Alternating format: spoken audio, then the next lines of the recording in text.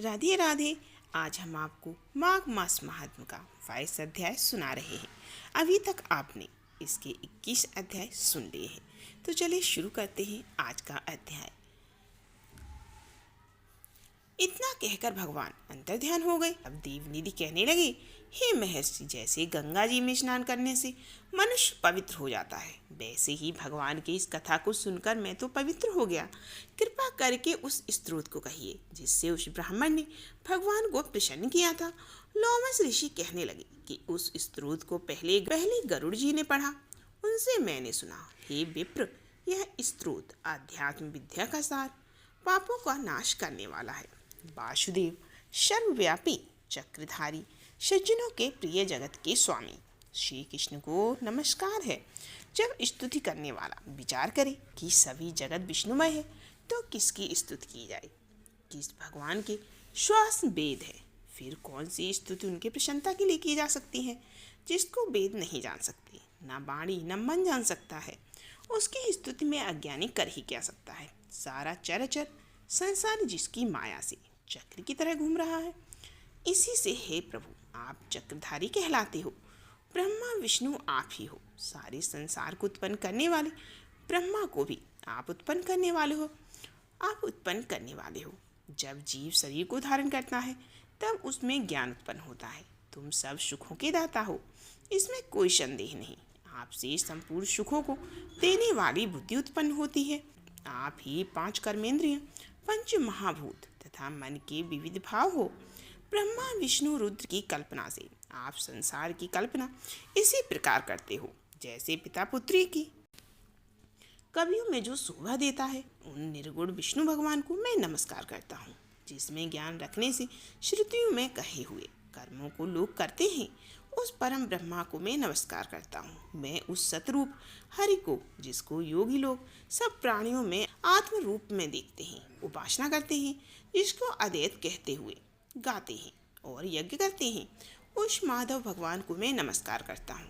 मनुष्यों को माया तथा मोह में पैदा हुए विचित्र आभास, अहंकार तथा ममता को जानकर खो देते हैं, उन भगवान को मैं नमस्कार करता हूँ।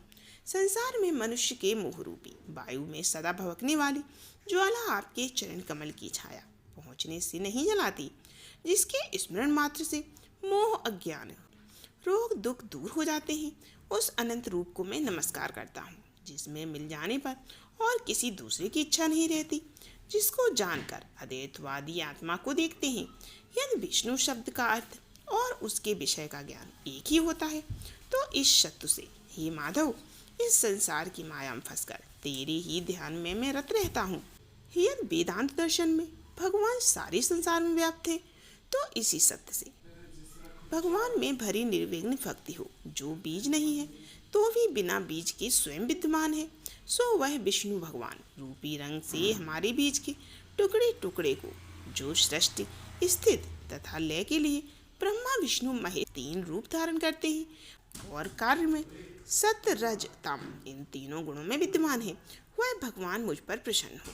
जो प्राणियों के हृदय रूपी मंदिर में निर्मल देव वास करते हैं, वह भगवान मुझ पर प्रसन्न हो। अविद्यापूर्ण संसार का त्याग करता है। जगन में आप हो। आपका बनाया हुआ विश्व आनंद करता है। आपके त्याग करने पर अपवित्र हो जाता है। उसका साथ करने पर भी तुम बिना साथ के बने रहते हो। विकार रहित जिनके चारवाक पंचभूत योग से पैदा हुआ चेतन मानते हुए उपासना करते हैं। जैन लोग आपको शरीर का परिमाण मानते हैं और सांख्यवादी तुमको प्रकृति से परे पुरुष मानकर ध्यान करते हैं। जन्म इत्यादि से रहित चैतन्य रूप सदा आनंद स्वरूप उपनिषद जिसकी महिमा गाते हैं। आकाश आदि पंच महाभूत, देह मन बुद्धि इंद्रियां सब कुछ तुम ही हो। तुमसे अलग और कुछ नहीं है। तुम ही सब प्राणियों को उत्पन्न करने वाले हो और मुझको शरण देने वाले भी तुम ही हो। तुम अग्नि रवि इंद्र होम मंत्र क्रिया तथा फल सभी तुम ही हो।